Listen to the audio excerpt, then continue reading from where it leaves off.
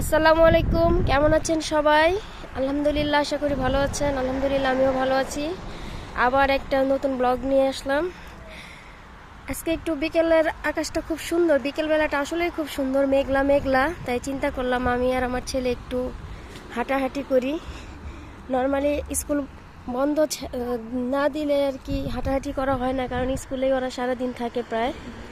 আজকে স্কুলটাও বন্ধ, চিন্তা করলাম একটু হেঁটে আসি বিকেলবেলা। আজকের আকাশটা যে কি সুন্দর, মাশাআল্লাহ।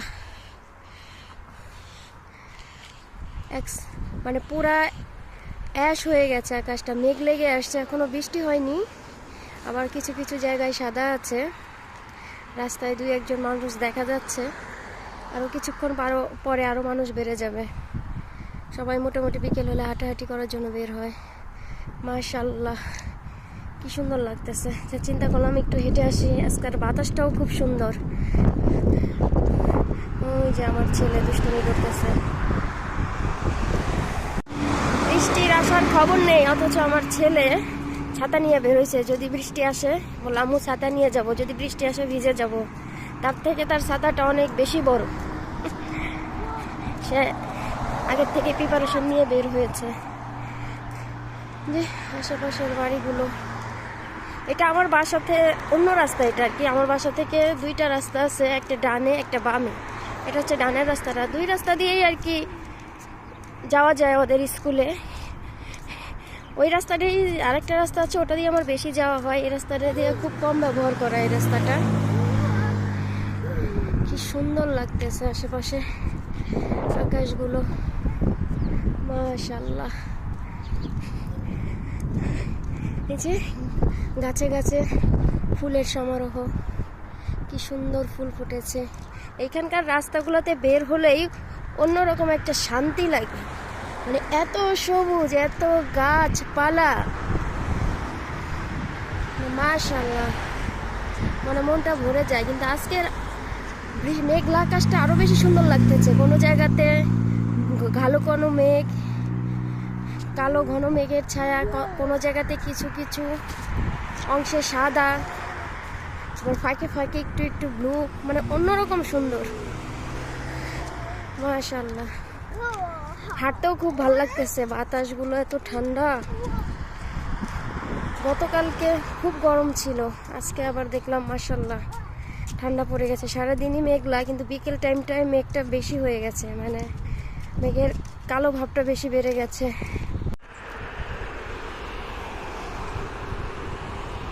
এই সাইডটা মনে হচ্ছে পুরো গ্রাম। কিছু কিছু জায়গাতে যে টরন্টো, কিন্তু তারপরেও মনে হয় যে কিছু কিছু জায়গাতে শহরের মধ্যেও মনে হয় ছোট ছোট গ্রাম। যে কিছু কিছু রাস্তা দেখলে মনে হয় এটা গ্রামের রাস্তা। তবে গাছপালা এত বেশি, আর গাছের ফাঁকে ফাঁকে ছোট ছোট বাড়িগুলা দেখতে যে কি সুন্দর লাগে। আমাদের বাসার সাইডে বেশ কয়েকটা গ্যারেজ আছে, ও সেখানে গাড়ি রিপেয়ারও করে, আবার গাড়ি সেলও করে। যারা দেখা যায় কিছুদিন ইউজ করে, কিছু সেল করে নতুন গাড়ি কিনতে চায়, তারা দেখা যায় গ্যারেজে গাড়িগুলো দিয়ে দেয়, ওরা আবার সেল করে। মোটামুটি 3-4টা গ্যারেজ আছে পাশাপাশি। মাশাআল্লাহ, আল্লাহর কি অপরূপ সৃষ্টি, কত সুন্দর। এটা হচ্ছে একটা আপেল গাছ, এই যে ফুল আসছে, কিছুদিন পরে দেখা যাবে ঝুপে আপেল ধরে। এত আপেল ধরে, মানে পাতা দেখা যায় না। আপেলগুলো খুব বেশি বড় হয় না, ছোট ছোট হয়, কিন্তু প্রচুর আপেল ধরে। এই যে এটা, এই বাড়ির ভিতরে বেশ কয়েকটা আপেল গাছ আছে, 3-4টা, মানে বাইরে পড়ে থাকে এত আপেল। বেশিরভাগ অংশের ডালগুলো বাইরে পড়েছে, দেখা যায় আপেলগুলো বিছিয়ে থাকে বাইরে পড়ে। মাশাআল্লাহ, চলো বাবা সামনের দিকে যাই আর একটু। কি সুন্দর অপরূপ দৃশ্য, আকাশটা খুব বেশি চমৎকার লাগতেছে দেখতে। এই যে চারিদিকে গাছপালা, মাঝে মাঝে একটা বাড়ি। এদিকের বাড়িগুলো বেশ ফাঁকা ফাঁকা, গাছপালার ভিতর ভিতর ছোট ছোট বাড়ি। আমি যে এলাকাটাতে থাকি, এই এলাকাটাতে অ্যাপার্টমেন্ট নাই, শুধু এরকম ভিলা বাসা বেশি। এগুলোর থেকেও ছোট ছোট বাড়ি আছে। ঘন কালো মেঘ ভরে আসতেছে। আর বাবা সামনে যাও, সামনে যাও।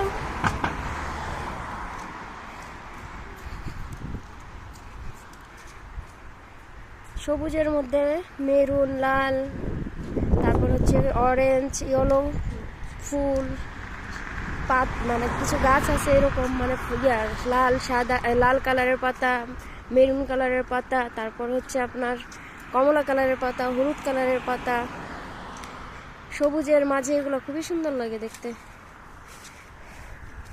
মানে এরকম গাছ আমি তো আমাদের দেশে দেখিনি কখনো, হয়তো এগুলো এদিকেই হয়, আমাদের দেশে সব গাছ হয় না। আমাদের দেশে তো শুধু একরকম গাছই দেখি, সবুজ। এখানে দেখা যায় মাল্টি কালারের গাছ।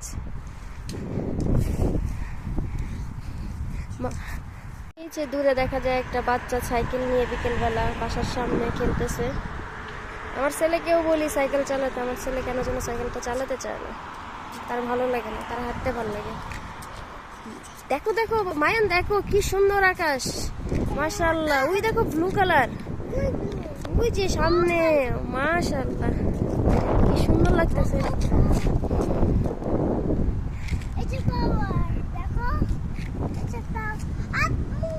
হ্যাঁ দেখেছি তো, অনেক ফ্লাওয়ার।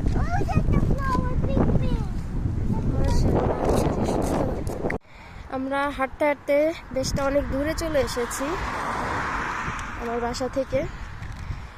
গরমের সময় আমরা মাঝে মাঝে হাঁটি, দেখা যায় 2, 2.5, 3 কিলোমিটারও কখনো হাঁটি সন্ধ্যার সময় বা বিকেলবেলায় বেশি হাঁটা পড়ে, সন্ধ্যার পরে তেমন একটা হাঁটা হয় না। বলো। হ্যাঁ কি সুন্দর, তুমি একটু খেলা করো, আমব্রেলাটা রেখে দাও, আমব্রেলা রেখে দাও, তুমি খেলো। হ্যাঁ হ্যাঁ, আমার ছেলে বেশ মজা পাচ্ছে। ওর বোনকে বললাম, মানে আমার মেয়েকে বললাম সে আসবে না, সে ঘরে থাকবে, সে টিভি দেখবে।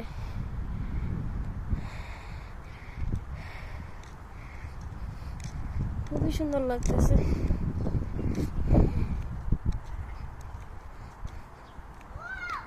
বলো। ফ্লাওয়ার, হ্যাঁ এখানে সব জায়গাতেই ফ্লাওয়ার, ফ্লাওয়ার আর ফ্লাওয়ার চারিদিকে। মানে সামারের সৌন্দর্যটাই অন্যরকম, চারিদিকে শুধু সৌন্দর্য আর সৌন্দর্য।